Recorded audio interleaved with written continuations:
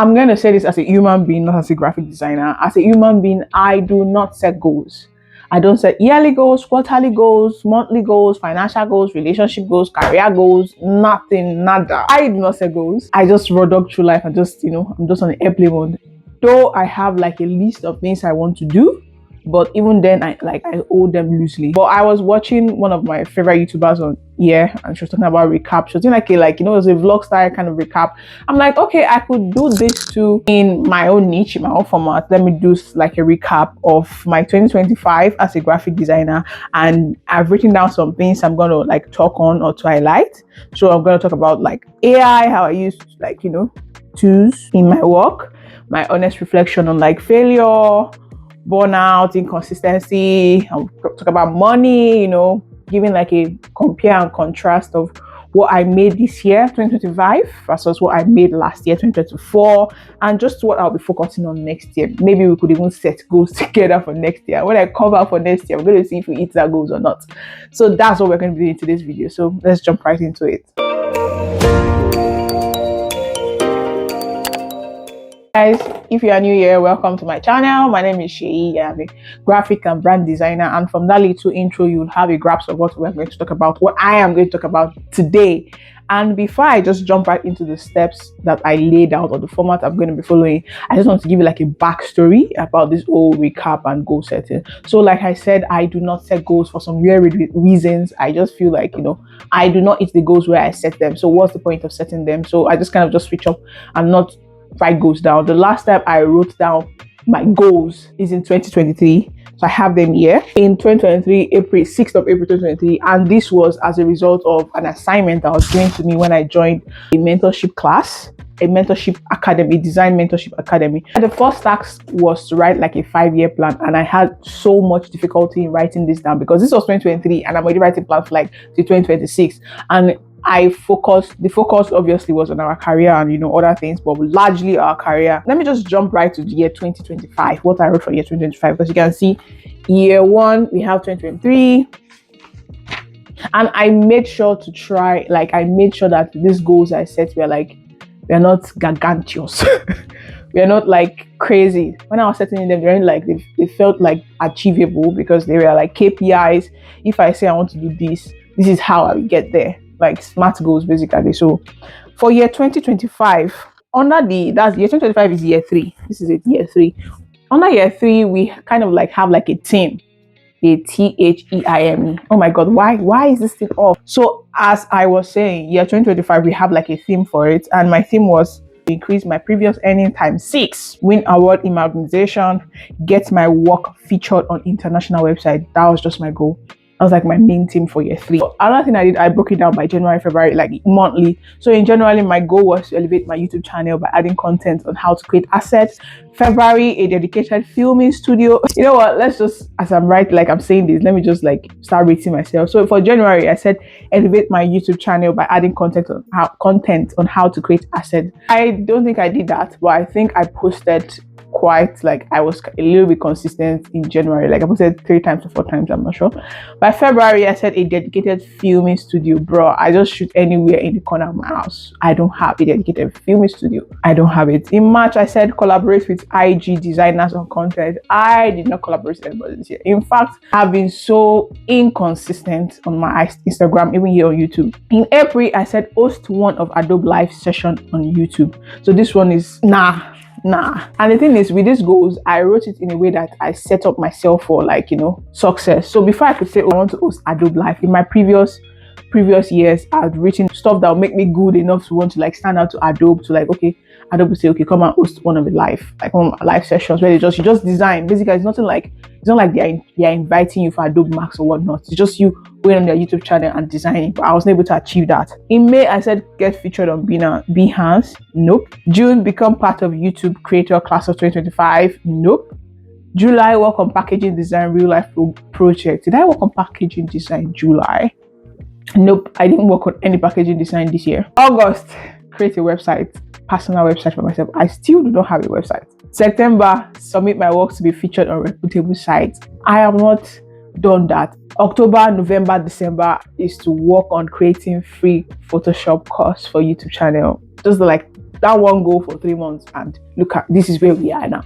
This is where we are. Nothing, nada. You can see why I'm not much into goal setting and all. I mean, I set those goals like 3 years ago or 2 years ago. I gave myself time to get to this point, and I'm not still at that point. So what's the essence? Those are like, and well, I'll take the blame for it, like, because I'm the engineer of my own. If I wanted to achieve it, I would have, but no excuses anyway. So let's just get back to, like, the layout we had, the structure we had. Let's talk about the project, the process, the progress, and the failures, and all of that good or not so good stuff. So the first thing I'll talk about is AI. I mean, this is the year that AI was meant to take our jobs as graphic designer, but thankfully AI is yet to take over my job, and me and AI are in partnership to make sure that none of us get fired. So the tools I mainly use, AI tools I mainly used this year was like image effect. I have a video on that for image creation, and I also explored like the FreePic AI tools. So I had like a yearly subscription for FreePic this year, so I get to like test some of their beta tools and some of their tools that are live, especially like the AI tools basically. So I use that a lot for like images, generating scenes, and all of that great stuff. Because frankly speaking, there are some images like you can't get. There are some images you can't get on like stock images. So I just had to use like AI to do it. And considering what I do, I'm mostly into graphics and branding. All this just create like good branding experience. So basically I used AI for branding. I also use ChatGPT and DeepSeek. I use DeepSeek a lot this year.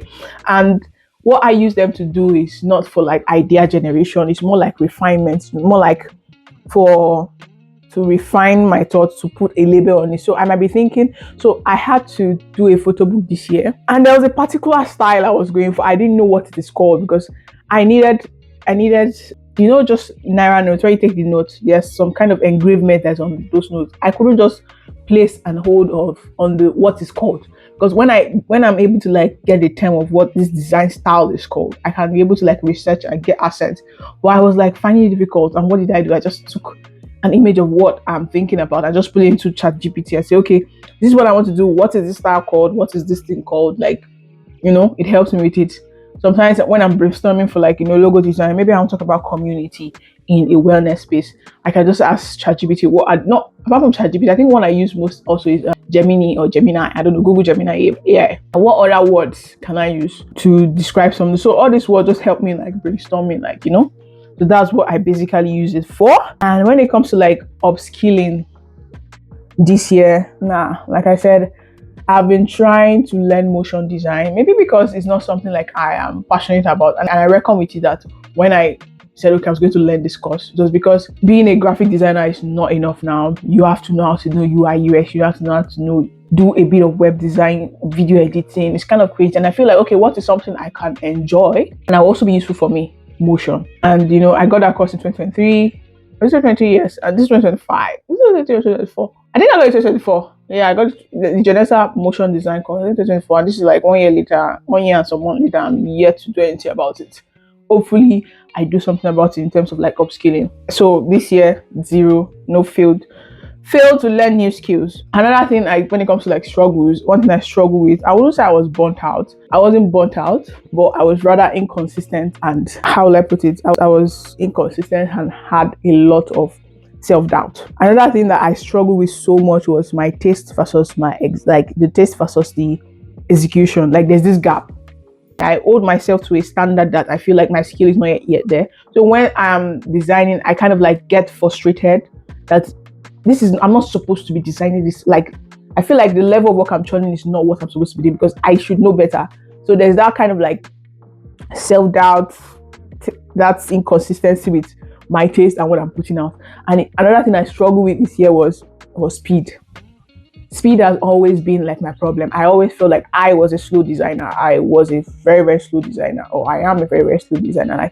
It takes me time to come up with concept. It takes me time to make that concept look good. It takes me time to just refine stuff. Like I might have stuff in my head 8 over 10 times. Once I put it on a blank canvas, it doesn't look good. I also started therapy this year, and I was discussing with my therapist about like this kind of like job and everything. And when I was kind of talking, I was also like self-reflecting, or like as if I'm like self-aware of myself, because I'm like, I've had projects whereby I thought like I didn't do well on, but they keep coming back to ask me to work on that project, like work on that project. I'm like, okay, so if I didn't do well in the first project, these people will not come back. I basically won't be given the same not the same like another project the next time. So maybe I should like maybe stop being too hard on myself or whatnot. So I also like struggle with that like this year, and it's just like I don't know. I just hope like it's gonna change going forward in 26. I don't know if you are watching this right now and you can also relate to what I'm relating. Like, let me know in the comment section so I know that I'm not alone, and I know okay, yes, we are plenty that have this problem. This is not a me problem. Another thing I want to talk about is money. That's finances. So in terms of finances, like freelancing, the money I made from freelancing last year versus this year, there was a significant decrease in my revenue from my freelancing this year. 2024 was a good year for me. Like in terms of like my career starting out, it was a good year. And if we should like look back at the goals for 2024 that I wrote here was make a lot of money times 6 my previous income. I did not really times 6 my previous income. And if you check in 2025, it's also the same thing I wrote times 6. I did not times 6 my previous income, but with my income in general for 2024, it was a, let me see, would I say times 6? It wouldn't be times 6 if you look at it like on a month-to-month basis and all that, but it was like very significant. Let's say times 3 cumulatively with like freelancing. So with freelancing this year, I had like, let's say 50% decrease in revenue I got for my freelancing. And I talked about this in a video where I said freelancing versus salary job. I would take my 9 to 5 over my freelancing because the income that comes with freelancing is not stable. So my total revenue, this is money that I've made, not like money that it's incoming and expecting one client. This is money made as at the time I'm filming this video was around like. Hi guys, just to chip this in, I had a reconsideration of putting the amount I made this year. That's why I'm like bleeping out this part. I'm just giving this explanation, though I'm quite open to like talking about finances and money, but I feel like I've not gotten there yet, so I just kind of take a pause on that. It's kind of really, really poor, very, very poor, and that's why I'm giving a what's it called? I'm not saying the exact figure. So I could either do like a 50% increase or say, okay, give a range. So I'm giving a range there. You think me giving a range is not good? Because I know with the thing about talking about finances, it's like, okay, you attract some people that, finances is money. Last year, I did like times 3 of that figure. So this is where I'm going to like look at what did I do last year and didn't do this year. Last year, I would say I was inconsistent. This year, my consistency was even more worse. Like, is worse in English? I don't know, but it was worse. So I also like told on my finances too. I don't know. Do you think designers should talk more about money openly? Like, I know there's this, a few years ago, it was really bad. We don't really talk about money. We don't talk about, what to charge. And that's led to people like undercharging and whatnot. And now it's just all about, I made 6 figures from design. I made this thing. But do you think, as a designer, we should like, share our figures, share our money? Let me know what you think. When it comes to like YouTube, I made a bit of progress. We're currently at like 873 subscribers or 76 subscribers. And 2 days ago, 3 days ago, I was like, I got an email from Seller, and they showed me my year in review, and it showed that my 2 templates are free, had 1,100 something downloads this year. That's crazy. If you have to say on average, because some people can download the 2 same things. Nobody is like one customer can download both the brand guideline template and the Behance case study template. So if you have to go by that, I had about 500 customers this year. It might look small, but that's a lot of people. So I would also want to think on how can I turn these people into paying customers. And next year, if I'm doing this video again, there are 3 things I'm coming here to say I've achieved. And the first thing I want to achieve is what? Release paid templates. 2, upskill. That's upskill in terms of illustration and in terms of motion design. And the third thing is consistency. I need to be consistent. So if I'm coming back 2026 ending, I want to know that, okay, per month, at least I'm posting 4 times per month. My Instagram is popping. I'm dedicated to my skills. These are just 3 things that I would say, okay, we have made goals together. So that would just be mine. Comment down in the comment box, like, what are your goals for 2026? What are your biggest lessons that you learned this year? Did you achieve your goals for 2025? You know, it can be as little as opening, creating, you know, Instagram page to post your work, networking more, going to design conferences, pushing yourself, something that you don't ordinarily do. Like, just let me know. And if you have any questions for me in the description box or any video you want me to shoot, let me know. I'm at your service.